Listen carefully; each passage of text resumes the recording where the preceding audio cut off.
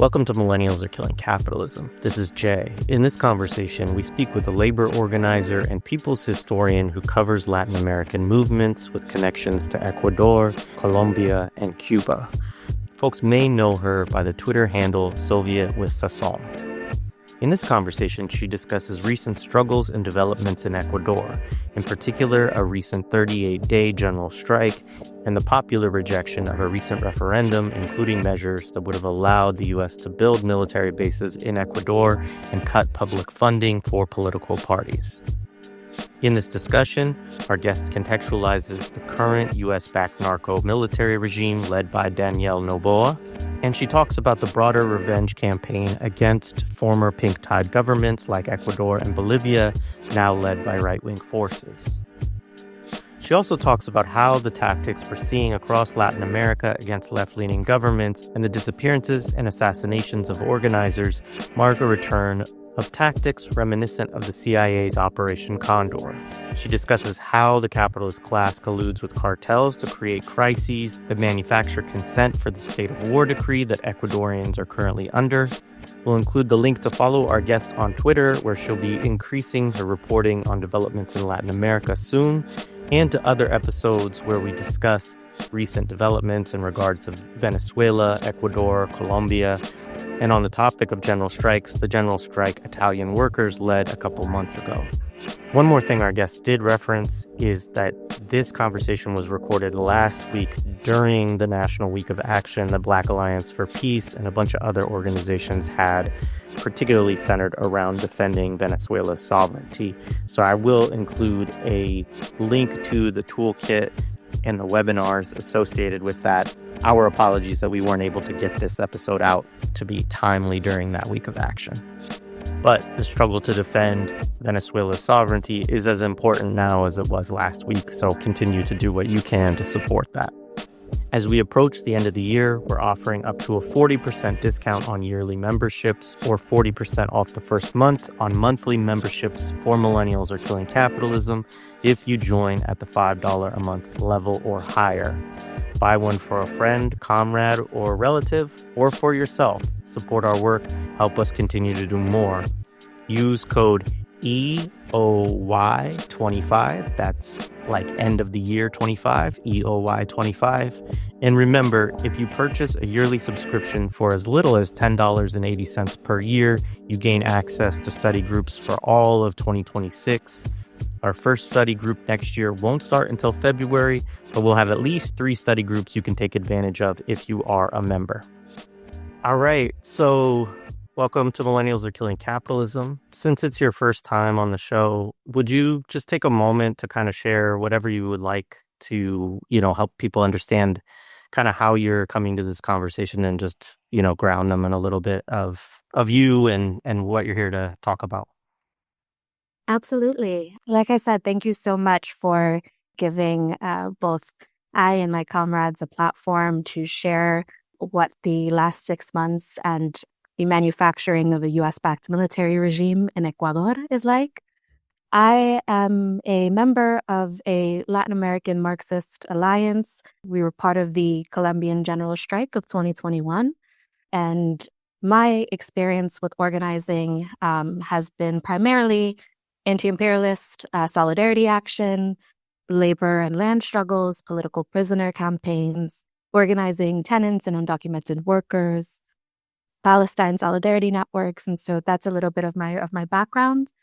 I am Ecuadorian, and I've had the privilege of learning and working with comrades in Cuba, in Puerto Rico, in the Philippines, France, and China, and then in my homeland of Ecuador. I come from an Ecuadorian family that of communists. I'm trying to keep for safety right now because of the state, both of the United States and also of Ecuador. But I'm trying to keep my anonymity. But I'll share one of my family members is Jaime Galarza, who was one of the general secretaries of the Communist Party in Cuenca, Ecuador. And a student of Che Guevara, and he helped found one of the first workers and working class communes in Quito, Ecuador. And so I have learned a lot about my homeland, both from living and organizing there and also through my family's history, some of whom had to flee Ecuador and got asylum in Cuba, thankfully to, the Cuban Revolution and Fidel and Che, who extended them solidarity, fleeing a U.S.-backed dictatorship in Ecuador.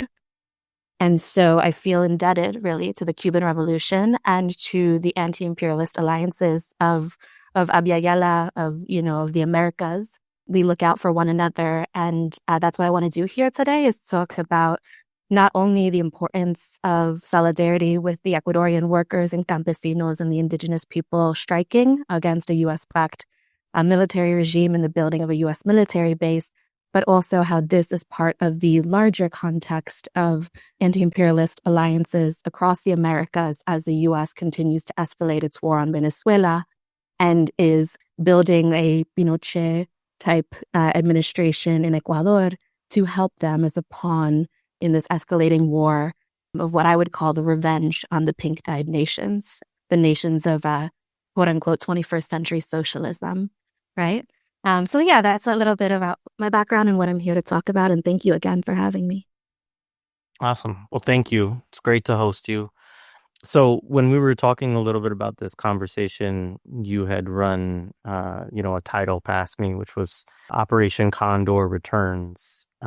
Certainly, we have seen a very concerted focus on global South countries in the Western Hemisphere under this, Trump 2.0, his second term, which is not, knowing the history of the United States and the history also of kind of neoconservatives, it's not a major shift. It's also not the case. I mean, Democrats very much participate in this stuff too, but certainly, an escalation of longstanding tactics of repression in the region. And this is happening, of course, also under Secretary of State Marco Rubio, who's been a longtime hater of left-wing governments in yes. So maybe you could say a little bit about, kind of why you wanted to invoke this idea of Operation Condor and, what you think is already going on in the region and, possibly on the horizon. Certainly, yeah. So to give any listeners who may not know some context, Operación Condor was an American experiment in Latin America between the 70s and 80s that was formally created with Pinochet, where the Pinochet dictatorship in Chile, which was the first experiment and creation of neoliberalism. And I think it's really important to point out his role in the creation of neoliberalism because often folks will characterize any state violence as fascist, right? Or that fascism is has exclusively a monopoly on state violence. And in reality, bourgeois democracy, in quotations, the democracy part, and neoliberalism is responsible for the majority of bloodshed, particularly of working class, Black and Indigenous and third world people, right? And so Operación Condor was a time in which the United States helps the creation of extremely right-wing, deadly governments, including the junta in Argentina, which disappeared and killed upwards of 30,000 people. A large representation of the ethnic minority killed and persecuted in Argentina were Jewish communists. And I raise that because Israel sent billions of dollars of military aid to Argentina to support in the slaughtering of these Jewish comrades. And so I think it's important, as we are now in the second year of genocide under which Israel, justifies their existence through solidarity, with Jewish people and somehow the vanguard of protection against anti-Semitism. And in reality, just as they have been, depraved and perpetrators of bloodshed of Arab and Palestinian people, they have also contributed to the persecution of Jewish people in the third world. And in addition to that, there were several other, in Uruguay, in Brazil, in Bolivia, there were different projects, US-backed projects that with the help of the Israeli Defense Forces or the Israeli occupation forces helped bring torture, massacres, and the repression of working class people. And we are seeing this again, the remnants and the legacy that Operación Condor left in Latin America has not left, but it is Plan Colombia, which is the Bush administration's project that has ruled Colombia by manufacturing crime, by manufacturing drug cartels, by funding paramilitaries, all to massacre and squash a left-wing uprising of Colombia, all to justify the persecution of primarily Black and indigenous rural land defenders. And so this has, Operación Condor, the structures that it created has never left. But in the post-Cold War era, they were able to transform it to, with the help of the compradors in our nations, into really strong soft power, administrations. And now, the last 6 months in Ecuador have been the most dangerous and deadly period in the nation's history. It is the result, as I said earlier, of a US-backed military cartel regime. And no, that is not an oxymoron, who, by hijacking a once democratic socialist nation, because Ecuador, like Venezuela and Bolivia, rose to power through socialist or democratic socialist administrations in the early 2000s. So they have hijacked this through the neoliberal privatization of the state, through the granting of blanket immunity to U.S. soldiers operating within our borders, through the revoking of our right to due process, a state of war decree under which 4 Black boys as young as 11 years old were kidnapped, tortured, shot, and then burned to death by 17 soldiers coming back from a soccer game. And then the media tried to justify it by saying that they were, involved in the drug trade, the very cartels that the US-backed puppet president himself has ties to.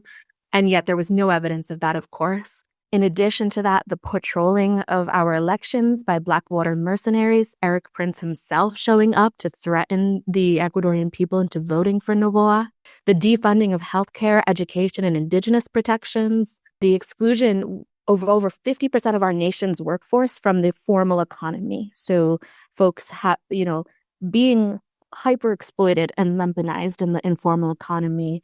IMF austerity measures that laid off 5,000 public workers, and as I've mentioned, the proven collusion between multinational corporations and the cartel economy. Unlike in Venezuela, where the State Department is constructing propaganda, evidence, without any evidence, in our country of Ecuador, there have been investigations with proven evidence by our own systems, not by the U.S. State Department, which involve the president's own family's billionaire company.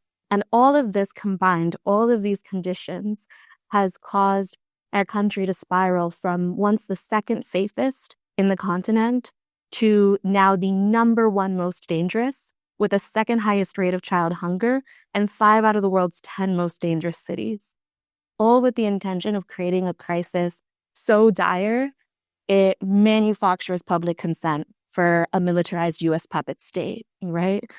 Which in turn, of course, then is used, or will be used as a pawn for the growing war on Venezuela. As then Senator, now U.S. Secretary of State, who you mentioned, Marco Rubio, confirmed in the 2023 National Defense Authorization Act, saying Ecuador is its most strategic and pro-American partner in a sea of openly socialist nations who would help the United States develop resilience against state and non-state enemies.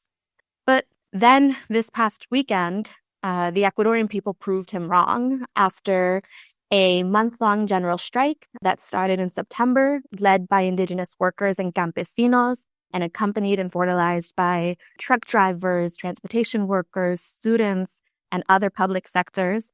They shut down commerce routes, mining projects, major highways, and entire cities for 38 days to protest this U.S.-backed military regime. following that, a popular referendum was put to a nationwide vote with 4 questions on which our country's sovereignty hung, essentially. Our president, Noboa, who is a U.S. puppet, he's born and bred in Miami. He's an American citizen, one of the only president in Latin America right now who is a U.S. citizen. And I imagine that is not a common experience, even of U.S. assets across the world, right? But he forced a vote on whether to build a new U.S. military base after Ecuador successfully ousted them all in 2009. Whether to dissolve the constitution, which the Ecuadorian people ratified in 2008, whether to privatize elections by eliminating all public funding for campaigns, which makes the participation of working class candidates possible, right? And whether to downsize our Congress to model a more American structure of government like his homeland of the United States. And in response, millions of Ecuadorians delivered a historic blow to U.S. imperialism, blocking each and every proposal by President Daniel Noboa. And I want to stress that right now we are under a state of war decree, right? And so even with the power of the State Department behind him, Ecuadorians told the son of the richest man in Ecuador, no, no, no, and no. Essentially, vete la verga, Yankee verde patria de mierda. They sent him running. He literally, he's in the United States right now. He fled. The first public appearance after this defeat was in his homeland of the United States, making very clear that that's who he reports to, not his Ecuadorian constituency.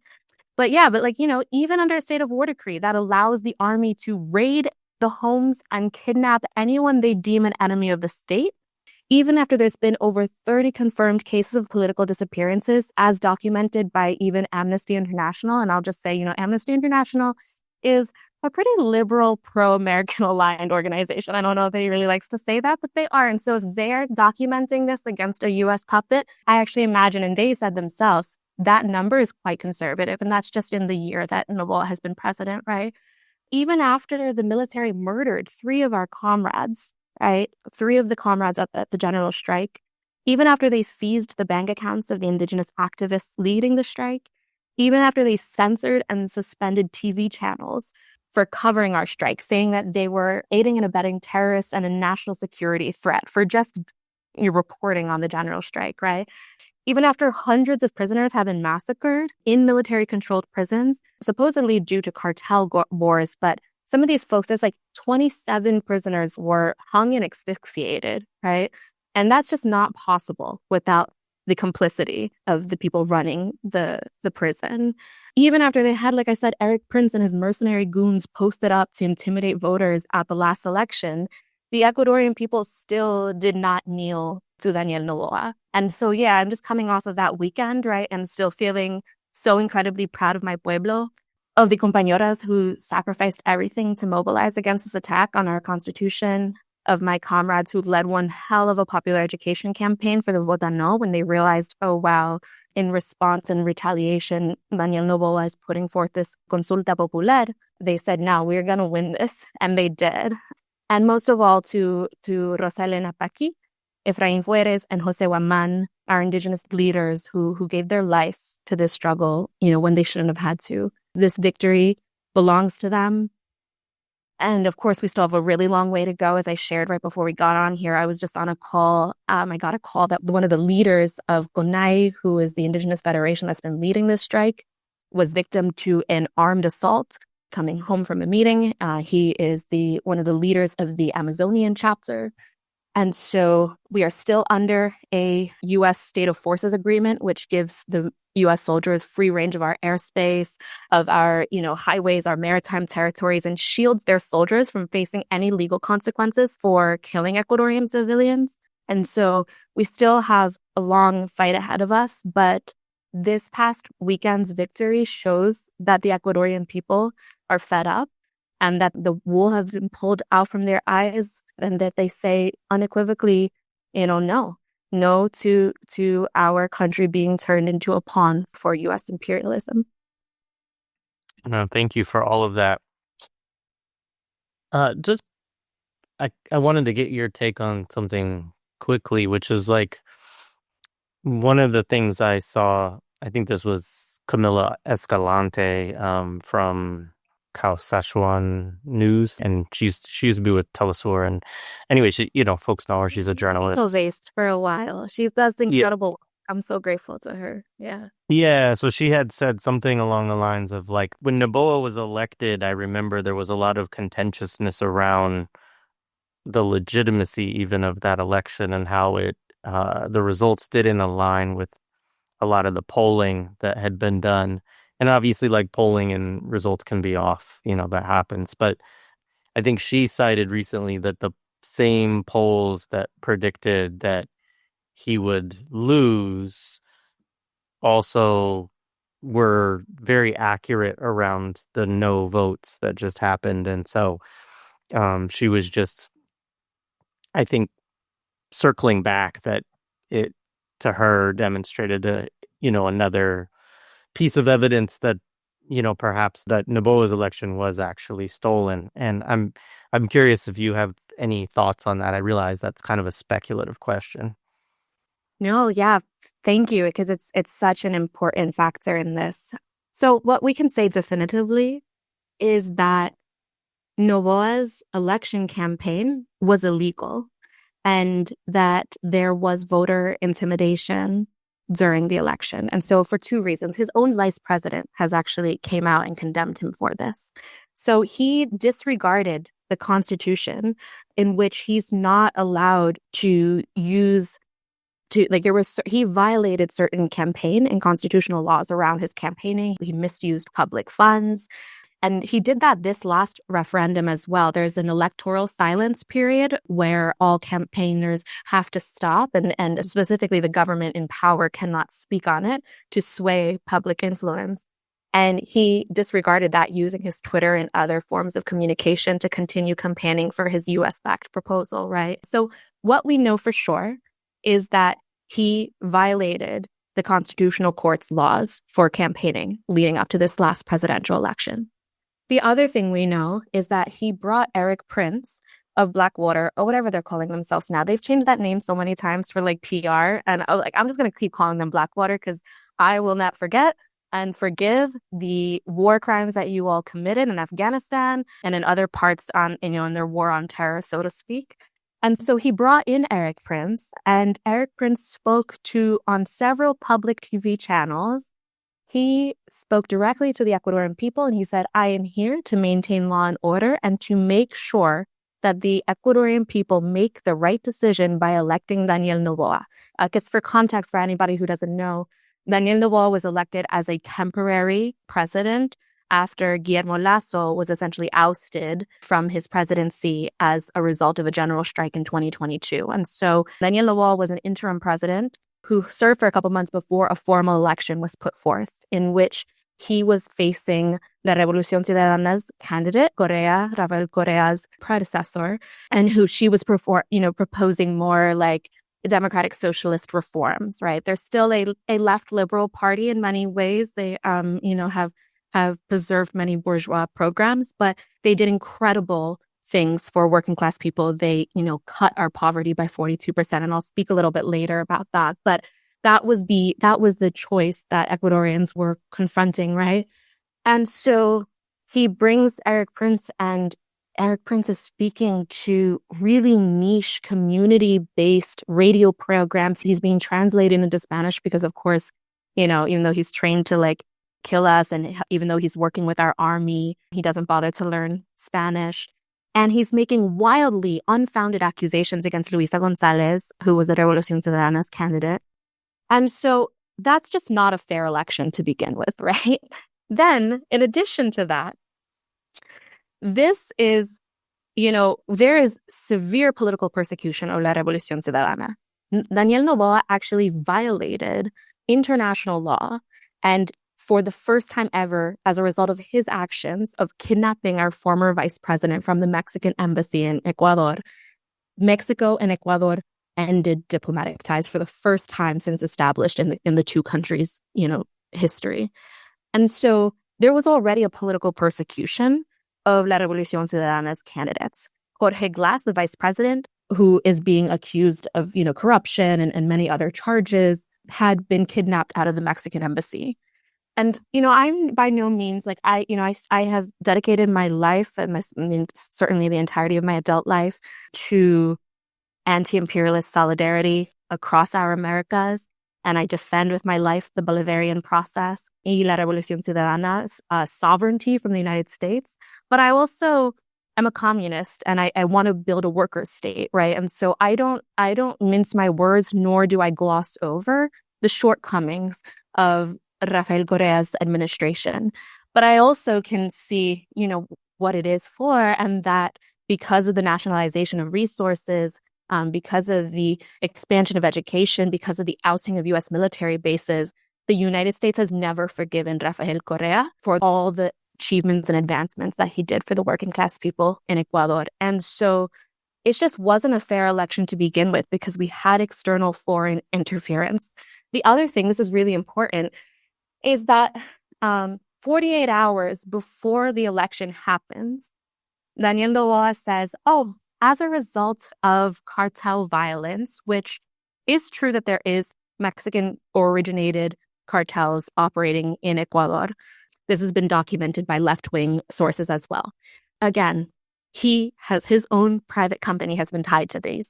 He says, as a result of cartel violence, I am suspending all foreign entrance to the country 48 hours prior to the election. Of course, who was already in the country?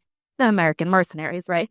Who was not in the country and was arriving that weekend for our elections, because in elections in Ecuador, we always vote on Sunday, was the international observers there to ensure that there was a fair election.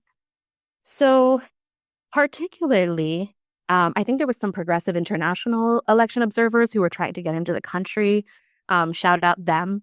There was just, there was many there was EU like even bourgeois, imperialist nations sending their own election observers were not able to get in. And then he puts these mercenaries and extra security, people with guns, at voting sites in predominantly working class, rural, indigenous, and Black voting regions, right?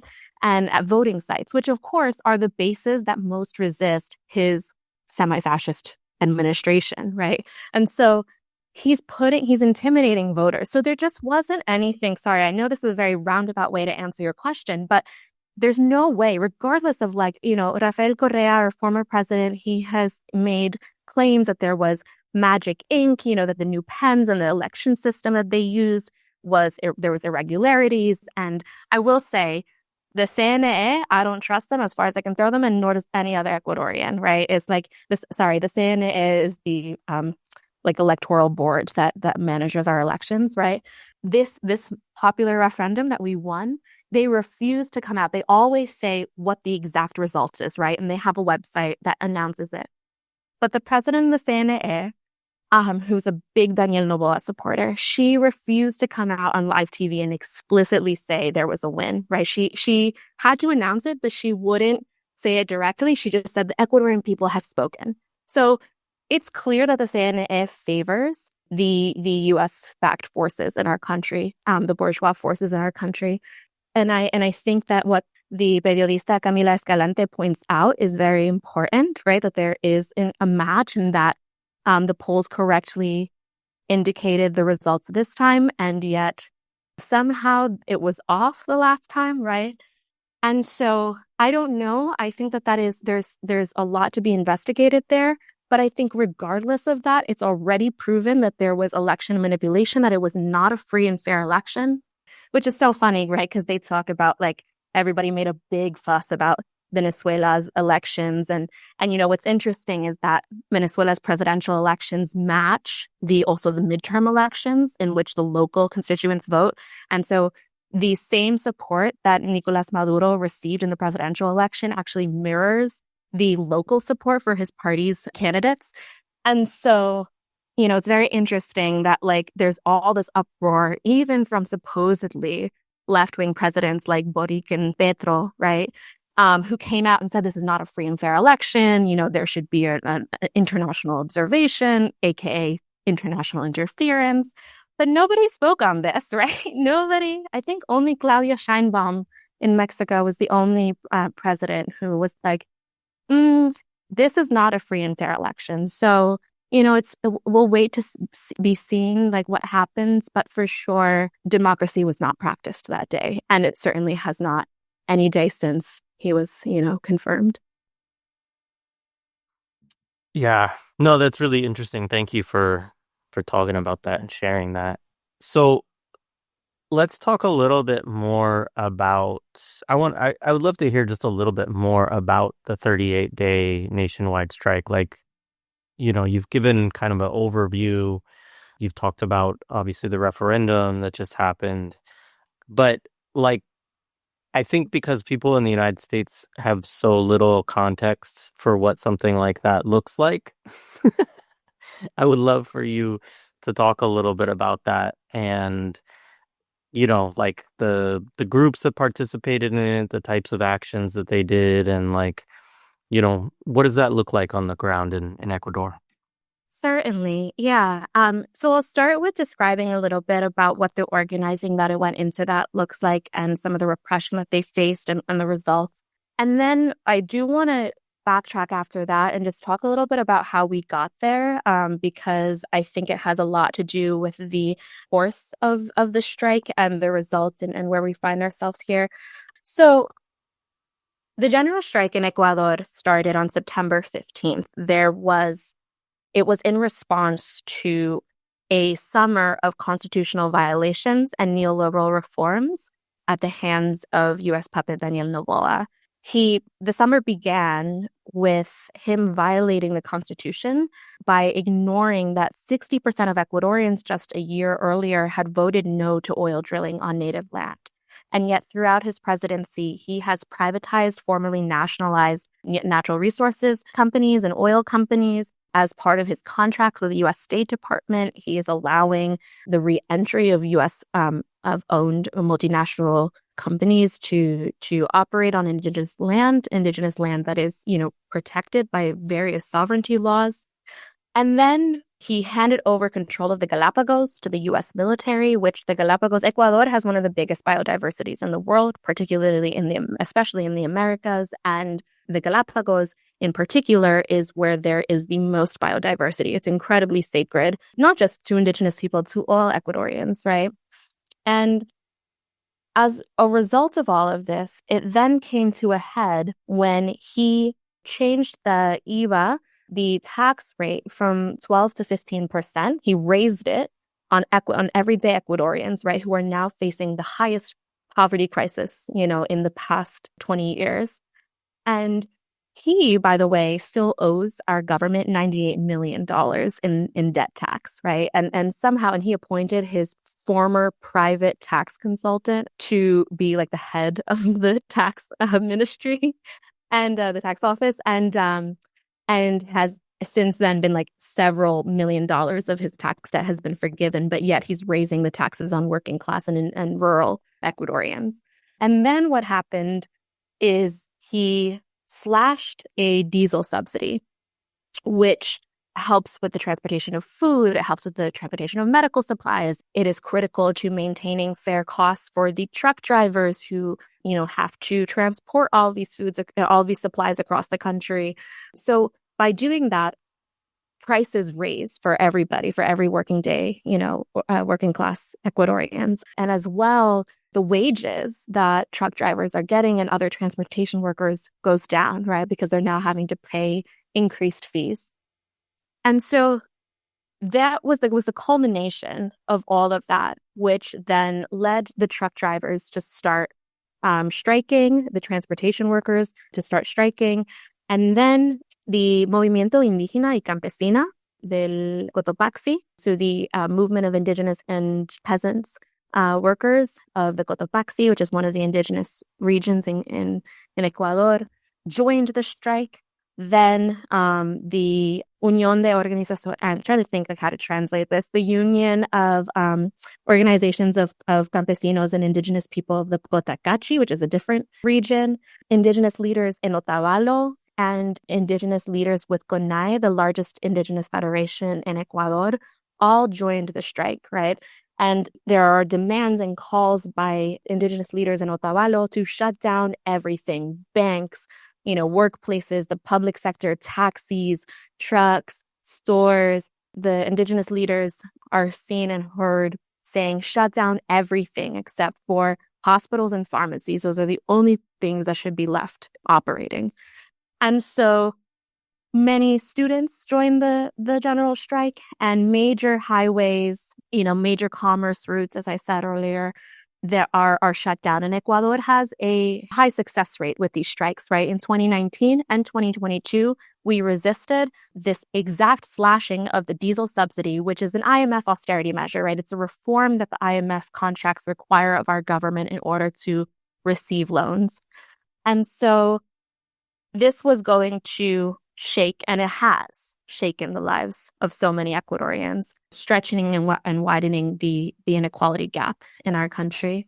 And so there was, for 38 days, people put their lives on the line. And it was the way that was made possible is there's a strong mutual aid network already existing among both the indigenous networks, the Unión de Educadores in Ecuador, the Union of Educators, students, and key unions in the public sector, trade unions. FICHI came around, and there were other, groups like CEOCEL, the Frente Unitario de Trabajadores. All of these groups came forward. This is the United Front of Workers, and began cooking meals for each other, sharing strike funds, coordinating where to shut down key sectors so that there would really be a blow to the private economy. And that was the call from the indigenous leaders of CONAI, that the economy is brought to a halt. And I want to really give credit to the grassroots basis, because I will speak honestly that CONAI, being the largest indigenous federation in our country, has a wide range of political spectrums within its organization. Leonidas Issa, who has been an incredible revolutionary inspiration for me and many Ecuadorians, has been the one to galvanize the past two general strikes that were successful. And in response, the Ecuadorian government attempted an assassination on his life this past summer. And when Ecuador's Constitution of 2008 gives indigenous nations within Ecuador the right to practice their own sovereign laws of justice based in indigenous practices and traditions. And so the indigenous people, the allies and comrades of Leonidas Issa, actually caught the agents who were members of the National Police Directorate. They caught him after they tried to do this attempted assassination on him, and they held them, as they have every right to. And they said, you will be subjected to our tribunal process, which is a fair process, but it is under the laws as it should be of the indigenous people of Ecuador. And the government is now charging those folks with kidnapping charges, despite it being them exercising their own constitutional right. So there is that radical, leftist approach, working class, like proletarian approach to organizing in CONAI. There is also right-wing forces and liberal forces that have aligned themselves with U.S. imperialism within CONAI. One of these is Yacu Perez, who was one of the presidential candidates that split the left-wing vote away from a candidate offering key socialist reforms. And he, a Washington-backed puppet whose campaign was run by his wife, Manuela Pique, who I have endless beef with because she was a foreign affairs advisor to Jeb Bush in 2003 under the invasion of Iraq and the creation of the war on terror. And guess what she does now? She teaches indigenous studies and feminisms at Amherst College in the United States, and she writes books about indigenous feminist liberation. And then she gets up in the middle of the 2019 strike and coup against Evo Morales in Bolivia, which led to the Sankara massacre and the murder and death of many indigenous people, and she calls him a child molester. So I'm not really quite sure how to reconcile, her proclaimed politics with this, but she was the one who ran his campaign, and they split the left-wing vote, and is part of why we saw the ushering in of these right-wing administrations here. So I don't withhold my critiques of CONAI, because as a primarily identity. And I think this is the shortcomings of an identity-based organization as opposed to, a class specific with a revolutionary workers program. These are the shortcomings. There's those two sides. However, no one can take away from the fact that CONAI has a unified stance against protecting the indigenous sovereign laws of our lands, right? Very similar to like tribal leaders in the United States who may have contradictory class positions with their own members on the res, right? And they often betray them for corporate and capitalist interests, but they also do protect certain like tribal laws, right? And protections from the United States. And recently folks, they wielded that in defense of undocumented workers and stopped or temporarily halted the building of Alcatraz prison, right? And so very similarly, CONAI operates in that way. And they have, for the past 39 years, launched national paro nacionales, the general strikes, time and time again successfully. And so they brought out their base, and their base put their life on the line every single day, from 5 a.m. in the morning till deep into the middle of the night. There was ongoing shifts. People would change, and there was different cadres who would take turns, and there was, everybody from youth to elders in their 70s and 80s on the street fighting. Rosa Elena Paqui, one of the martyrs of the general strike, she was in her 60s. She was killed by the Ecuadorian police and military. And so it was really a intergenerational organizing, and it relied on building for the past 40 years a very strong network where there is deep roots of solidarity, coordination. And then unfortunately, because we are already under a state of war decree, which is what I want to talk about, how do we get there, right? They were able to start going into people's houses, raiding them. The police and military would go into people's houses, kidnap them in front of their children, disappear them, not tell anyone where they were being taken or detained. This general strike happens after the murder and, burning alive of these 4 Black boys. And so the conditions really scared a lot of our organizers. And for the first time, it ended by the capitulation of the CONAI administration, which was not put to a democratic vote with its rank and file. And it ended against democratic popular vote from the rank and file members. They called it off. They told the Daniel Noboa administration that there had been too much violence against its members. At this point, 3 of the protesters had been killed, and that for their safety, they were going to be suspending the strike, and that it would continue, at a later point if negotiations were not, reached. And this was, of course, a disappointment to many of the rank and file members, not only because they didn't, get to participate in it because it was not a democratic vote, but primarily because in the face of escalated martial law, essentially, you don't roll over, you don't stand down, and the Bolivian people demonstrated this under Janina Añez. And so it created a lot of discord, and publicly many organizations like the Union of Indigenous and Campesino Workers came forth and they said, we reject this decision. We will continue the strike. And it is primarily because of their work, of the grassroots rank and file workers who said, no, we will not follow the directions of this collaborationist leadership. We will continue organizing. And it is because of them and the popular education and the get out the vote work that they did that this past weekend we were able to block a U.S. military base from being built and block our constitution being dissolved. And, every single person, regardless of their feelings, various different journalists in Ecuador, regardless of their feelings about the strike, said, absolutely, this win is due to the work of those protesters who put their life on the line. And so in the midst of this, there was, a huge crackdown and censorship of the public TV channel 47. I think I shared with you earlier, and there was a lot of censorship. So there's a lot to be said about, what the future of this strike that has been put on hold, what it holds. But certainly, I think that people are reinvigorated by this win, and that there will be continued demands, and organized labor in Ecuador never rests. Thank you. I appreciate that. You've talked a little bit about the forms of repression. Was there more that you wanted to say about that, or? Yeah, I think it would be helpful if I can. I'd like just to talk about how this fits into the larger pink, like repression against pink tide and this war of revenge, because I don't know how familiar folks are with the 21st century socialism model that was applied in Ecuador. I think Venezuela and Bolivia are a little bit, more well known.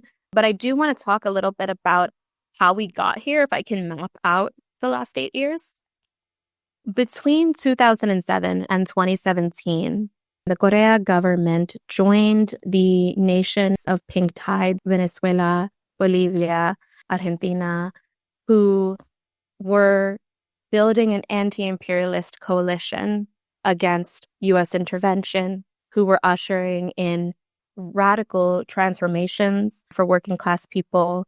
And Correa's administration did the same in Ecuador by seizing the central bank and more than doubling our social spending as part of the Socialismo del Buen Vivir, the socialism of good living, of quality life program, which incorporated progressive reforms to the economy with indigenous practices for justice and unfair economy. And as a result, nationwide poverty was reduced by 42%. Rural poverty was cut in half. Income inequality gap between the richest 10% of the country and the poorest was also cut in half. And this was a result of labor conditions and worker rights that were radically improving.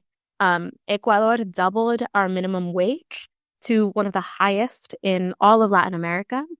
And unpaid domestic labor in the home for the first time, which of course, due to patriarchy has disproportionately exploited mothers and women and abuelas, was given for the first time in our nation's history the right to pensions, Social Security, disability acts if you were to be injured.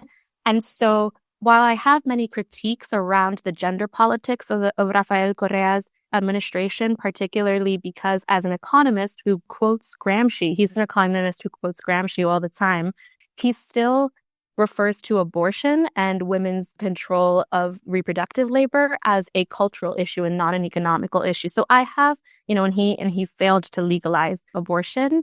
So I have, many critiques of the gender politics under his administration. However, the fact that he gave a value and recognized the centuries of unpaid labor of women in the home was a critical advancement for gender minorities in the country.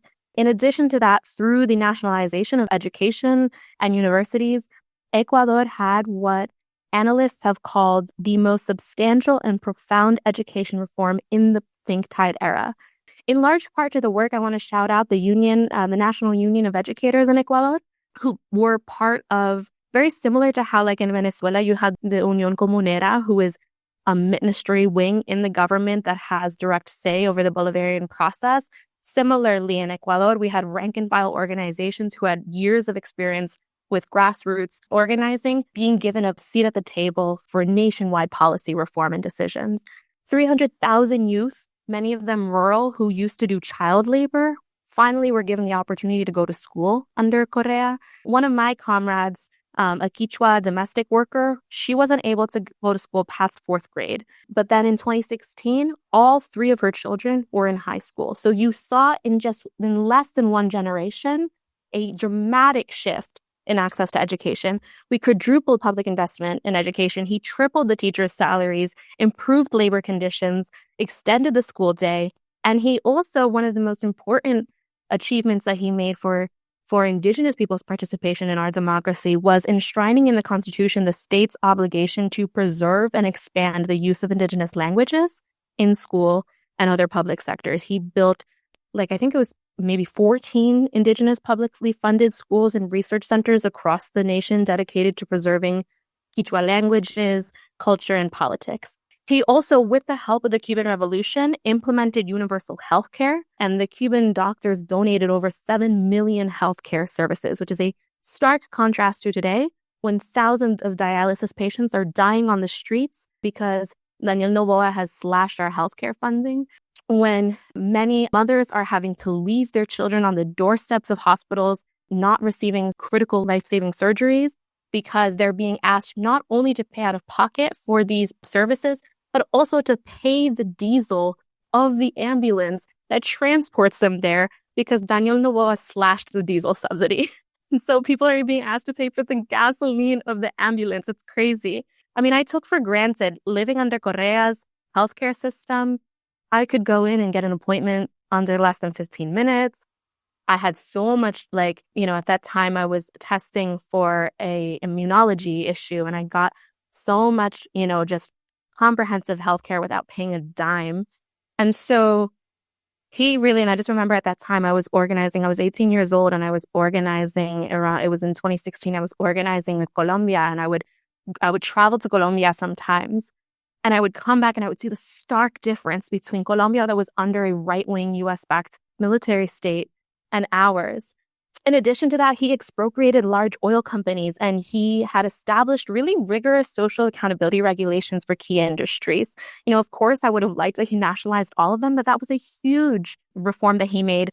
And as a result of that, our deforestation was reduced by 50%. 85% of our energy was renewable.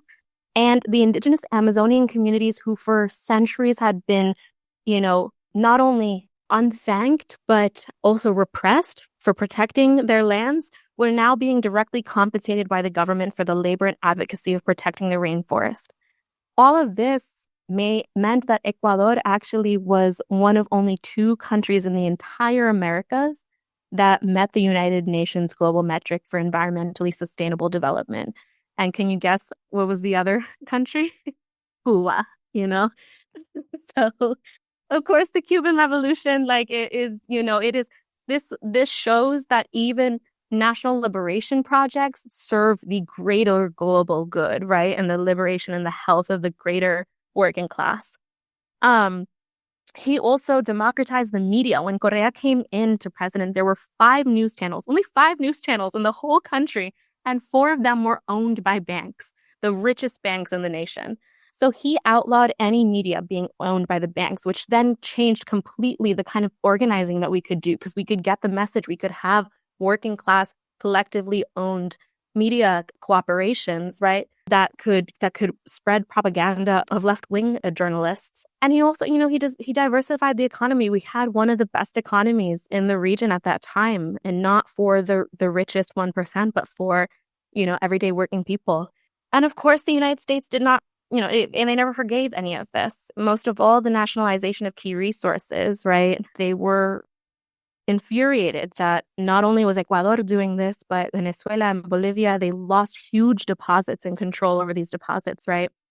And so by no means, again, would I say it was a worker state. And as a communist, I would have wanted him to abolish private property and, the generalized commodity production, surplus value, blah, blah, yada, yada, yada, right?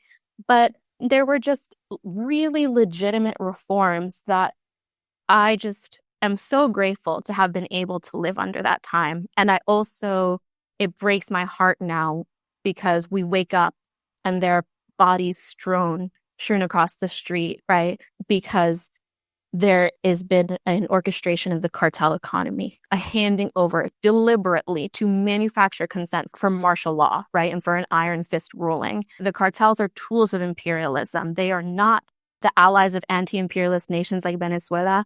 They are the direct result of the United States foreign policy. And so I just, feel like it was a really golden era in our history. And then Moreno, Correa's handpicked successor, pulled off a shocking political turncoat. He campaigned under the banner of 21st century socialism, only to make a hard pivot and sprint straight into the arms of the IMF the moment he reached office. Very similar to Bukele. I think people forget that Bukele, who's now like Trump's fascist lackey and is helping with, these mass deportations of our Latin American working class brothers and sisters, people forget that he actually began his career in government as a 2-term mayor under the revolutionary Marxist-Leninist party, the Farabundo Martín National Liberation Front, right? And then they had to expel him because he viciously violated its progressive political program. So the point of that is that there's ops in these ranks, man, and be vigilant against them, because we, especially, as, somebody whose family was an immigrant family in New York, and we're seeing, the election of Zoran Mandani, and, he's not even part of a committed revolutionary Marxist party. And he's already making capitulations to, the police commissioner that is under the control of, not only IDF who trains them, but also, ICE agents. Like he was directly asked, Zara Mandani was directly asked just, a day or two ago, would he do anything differently than Eric Adams and his police commissioner did, who he's keeping, when there was the ICE raids on Canal Street? And he, in a very roundabout and politically savvy way, said no. He said he would allow them. He said he would not have his police officers collaborate with the ICE agents. But Tish didn't allow her police officers to collaborate. She also, she did the same thing. She kept them out of their way so that they rolled out the red carpet for these ICE agents to kidnap, all of these working class vendors. And so I just think it's that's a story coming from Ecuador and from Latin America. I just think it's an important lesson to always be vigilant about, even when they come from quote unquote socialist parties like the DSA, we need to make sure that they're accountable to our programs. And Moreno wasn't. And the result of that was a textbook neoliberal shock therapy, right? There was a recession. They gutted public spending and the poverty rates climbed to their highest point in a decade after Correa had done all that work to reverse them. And this is where I really want to talk about, if I may, the start of the creation of the cartel economy and the US's role in that, because IMF austerity measures under Moreno led to the dismantling of key institutions, including the Security Coordination Ministry and the Justice Ministry. And I, being a longtime prison abolition organizer, of course, I don't believe in capitalist bourgeois democracies having control of our justice system, right? I want a model like the Cuban Revolution where the police and the law serve the interests of the working class. They serve to protect working class people, not private property, like the cops in the United States and other capitalist countries do. But I can see the irony in claiming that you're trying to make the nation safer, and then the IMF directive being close down the Security Coordination Ministry and the Justice Ministry, right? The IMF was laying the groundwork for our nation to become overridden with cartel and drug trafficking.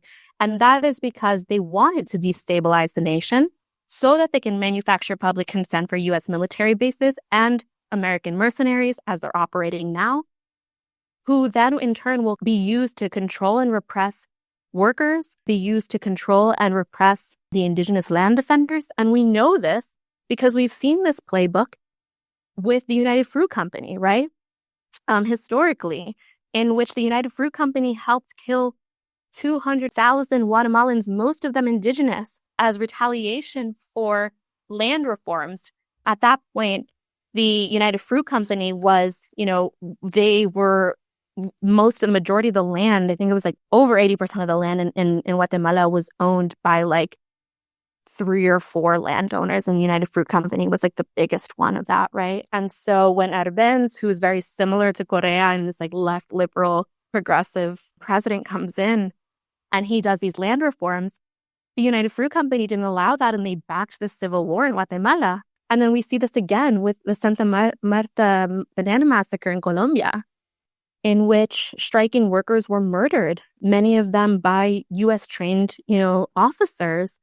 And so there is a playbook here where they want to, and now we see in current day Colombia, there is in the key areas where there's natural resources, where they want to have control of the plantations, what they do is they will have paramilitaries there go and create destabilization.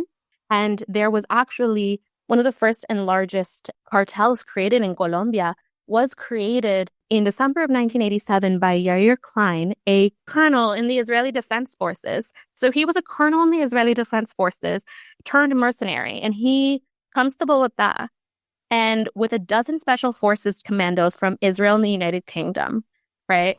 And he's hired under the guise of training mercenaries to fight drug lords. Except what he starts doing is fighting working class people for the drug lords. And he ends up, at the same time, there ends up being a arms trafficking network whose base is in where? The land of Gusanos, Miami, Florida. And so this was another IDF US-backed operation that then laid the groundwork for cartel intervention in Colombia. And then there was another one. There was an Israeli military officer who was hired by the government of León Febres Cordero, a right-wing dictator in Ecuador, to advise on fighting against terrorism. And yet he was believed to have participated in the same criminal network that helped traffic arms to Miami. And so they always do this, where they fund and create the conditions also for cartels in our region, right? By slashing public funding, by getting rid of jobs, by privatizing education, by making healthcare completely unaffordable, you are creating by excluding 50% of our nation's workers from the formal economy, you are forcing to have to work for these cartels, right? And then there are actually direct ties to it. Daniel Noboa's the president of his own political party, was investigated by the local authorities for having links and involvement to drug trafficking. Daniel Noboa's own family's corporation was caught trafficking hundreds of kilos of cocaine. And under his administration, Ecuador has become the port through which 70% of the world's cocaine is distributed. Not Venezuela, Ecuador. So these are consistently the US and its assets in our regions deliberately create the conditions for this. And so, this happened, it rolled off with Moreno, but really what I want to focus on is that he tried to do the same diesel subsidy that Noboa did. And then as a result of that, actually, there were taxi, bus, and truck drivers who again kicked off a rebellion, shutting down all major highways, commerce routes, and bridges. A few days after, indigenous groups, student unions, and workers across several major sectors joined the strike, shutting down entire oil fields, TV stations, and other key points of production, making it officially a general strike, which continued to grind the country to a halt until the Moreno government overturned its decision. So I say that just because while there has been extreme repression, there's also a history of very effective labor organizing that has defeated this bill twice before, right? But then fast forward to the 2021 presidential elections after this general strike, and this is where things really start to just go downhill quickly. Arauz is put forth as one of the presidential candidates of La Revolución Ciudadana, and he is proposing an increase to the basic government provided, each families would receive $1,000, $1,000 US, working class families who are on the brink of poverty. He's proposing an increase to public spending in healthcare, really ushering back in the Correa era. And this is when Yaku Perez, who I shared, his campaign manager and his wife was the foreign affairs special advisor to Jeb Bush, comes in and he runs on a very greenwashing ticket, reviving legitimate critiques of the former Correa government who had violated its own constitution and accountability to indigenous sovereign law. And so he's riding the coattails of that legitimate frustration from the indigenous pueblos, but he's doing it and at the same time he's saying, oh yes, I'll allow contracts from US multinational corporations to come in here and drill. I would rather work with them than the Chinese companies, right? The classic Cold War xenophobic rhetoric that we're seeing. And so he actually convinces his base to vote nulo, to go to the polls, because Ecuadorians are required to show up to the vote. It's, you can be fined if you don't. And he actually manages to take away 18% after he was already out of the election. Right now it was between I'm fine. Campaign in the primaries, that's totally fine. But he had actually lost and he had been ousted from the elections because he didn't have enough voters. And so now it was down to Arauz, who was the predecessor, who was the representative of Correa's party, and Guillermo Lasso, who was responsible for the 1990s economic crash in which millions of Ecuadorians lost over 60% of their savings in the bank. Many of them lost their homes. Many of them lost their jobs. So the choice was either this social democrat reformist or a banker. and Yaku Perez tells and convinces 18% of voters to withhold their vote. And Arauz loses to Guillermo Lasso. by like less than 4%. Like it was tragic. And that's what ushers in now Guillermo Lazo's administration, in a couple months after he's elected, is notified that there's cabinet members who are in his inner circle who are being investigated for part of the León de Troya drug trafficking, where there's direct links between senior national police officials in his cabinet and Albanian drug trafficking networks in the country. And instead of dismantling this criminal apparatus, the government of Guillermo Lazo dismantles the investigators. The prosecutor's office buries the case, and when Ruben, the investigation's key suspect and potential informant, was gunned down in March of 2023, I think that's when it happens, the file for the case, proving that Guillermo Lazo had ties to the cartels, is sealed with impunity. The report assembled by the Frente Parlamentario Anticorrupción laid out the details plainly, and its own chair, Villavicencio, is then assassinated on August 9th of 2023. Another loose end that's conveniently tying up this case that directly ties this banker president to drug trafficking. In the midst of all of this, Guillermo Lazo is described by the U.S. State Department to be the most favorable president of 2 decades, right? And this even when crime is rising fast, right? And that's just because, like I said earlier, the United States has never had an issue with right-wing traffickers. The right-wing narco states are always right-wing. They always help the United States usher in justifications, as they have now, for U.S. mercenaries. And it's just, I know I've been going on for a long time, but the effects of this, like I said, are horrifying. Child murder has increased by 640%. Like, I don't even know how to wrap my mind around that. I was 18. I used to walk home from a concert at 3 a.m. safely in the streets. And now we see babies being, gunned down. The disappearances of children doubled in 1 year, with over 300 cases registered. And young girls, I think I said this earlier, accounted for more than 70% of these cases. They're being trafficked, right? This is the privatization of young girls as property. And it's exacerbated by the fact that these cartels offer money to families and security to families. These families being forced to live in cartel-ridden neighborhoods and not living safely, where the police are involved. Many of the testimonies of the people who have to live in these neighborhoods say the police are corrupt, they're collaborating with them, and they get security in exchange for access to their daughters by the cartel, who treat them as property, again, as young as 12 years old.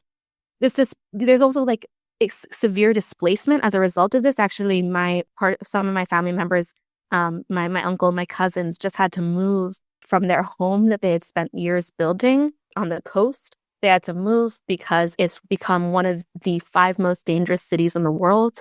And so there's over 90,000 Ecuadorians who have been internally displaced. And many of them are having to flee to the United States. And I just want to say this because I organized in the undocumented worker spaces in the United States for many years. And there is, in many spaces, even in the most radical, anti-ICE protests and organizing spaces, there's still this idea that you can be in solidarity with undocumented migrants in the United States while maintaining the State Department's line on Venezuela. These sanctions on Venezuela caused the equivalent of 3 Great Depressions in that country, which has forced people to flee, right? Not the Bolivarian Revolution, which has lifted millions of people out of poverty. No, it is these sanctions which keep people in poverty. And so I just don't think that you can say that you are in solidarity with immigrants in the United States and then yet be supporting the imperialist action that forces people to be displaced from their homeland and come here and be exploited because they don't have the legal right to join unions. They don't have the legal right to be protected, and they can't strike. And so they have very little labor power compared to the American citizen workers. And so, I just, all of these are creating a huge migration crisis, which also means that our productive forces aren't able to develop. It means that families are torn apart. It means that people crossing the border from Mexico to the United States are being victim to extortion. Ecuadorians faced some of the highest crimes of extortion crossing the Mexican border because these folks know it's not lost on them what the political landscape of people fleeing Latin America to here are. So they take advantage of the folks who are leaving the most dire and precarious situation because they're like, oh, these people will do anything to get to safety, right? So yeah, I mean, I know I've been going on for like a really long time, but he has continued to violate so many of our constitutional laws, and he is creating the conditions for murder, for drug trafficking, so that people then think, oh, the only solution to my safety is the military.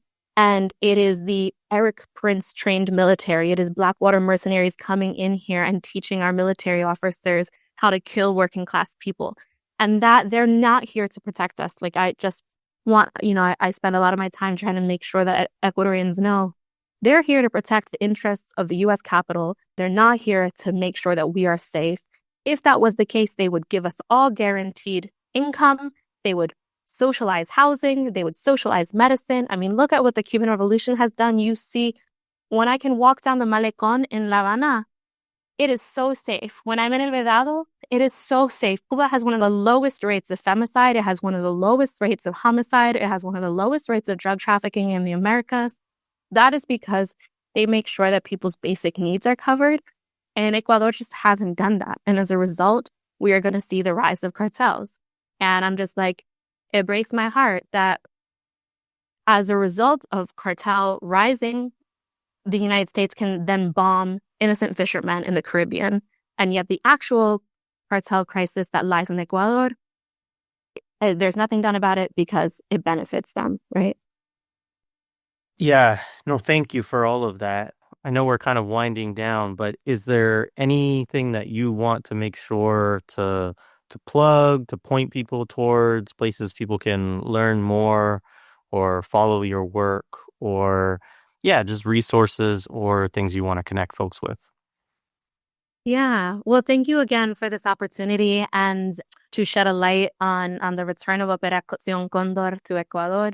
I do ask, I understand that primarily your listeners are in the United States, right? And so I do want to ask them and anybody listening from anywhere to show solidarity by joining. Right now, we're actually in the middle of the International Week for Solidarity, the International Week of Action for Solidarity with Venezuela, with Haiti, and with, all the countries under the boot of U.S. imperialism right now.